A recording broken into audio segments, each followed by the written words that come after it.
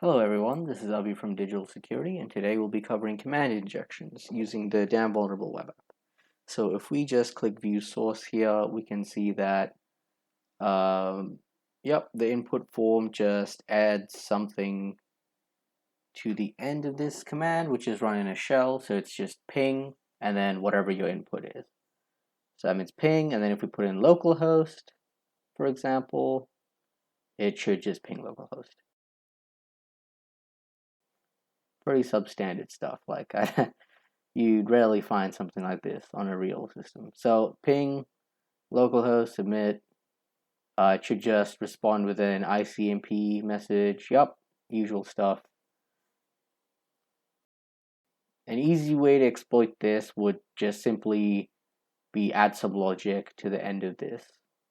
So maybe like a delimiter and then another command, or what you could also do is just do like an and statement and then whatever the hell else you want to do. Yeah, so you could just put anything. Yeah. This is pretty dangerous because it allows for a lot of privilege escalation, and of course just arbitrary code execution. So you should never ever have this on one of your web apps. So I'll show you just an example of what I mean. So I've opened Netcat here on my own machine, and I've made it listen to port 4242. What I'm going to do here is upload this. This is called a reverse shell. So what this does is it causes the server that the damn vulnerable web app is hosted on, to connect to my machine. So I just made the backend server connect to my machine. So that means I have now got an open shell as www data in that directory, which is where the URL for the web page is. So there you go. I'm on their system. I'm in like a scene from a hacker movie.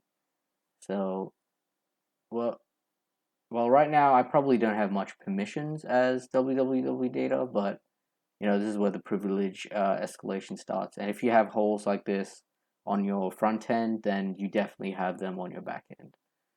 So what I'm trying to do here is just open up a nice shell upgrade, so I have more room to play with.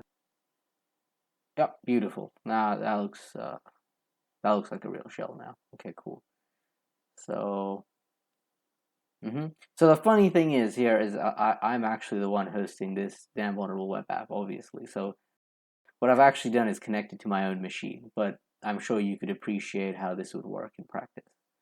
So we could run all kinds of like enumeration commands like this. We could look for any services that are running en route. I looked at this earlier, and I think I found MySQL, a MySQL database, which is what the damn vulnerable web app is actually based on. And that runs en route, and it does have known exploits. Yep, so here it is. So we can just go to the directory that this is stored in, which is user/bin. Yep, so let's just look for it. Okay, that was a bad idea. Let's use a regular expression.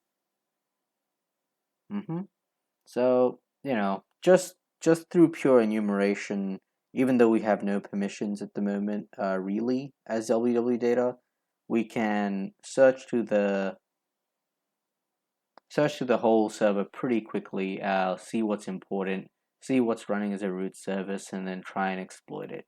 And I don't really have to be an elite hacker or anything, make my own kernel exploit or anything. I just have to find one service running with high privileges that has a known exploit. It doesn't even have to be a 0-day.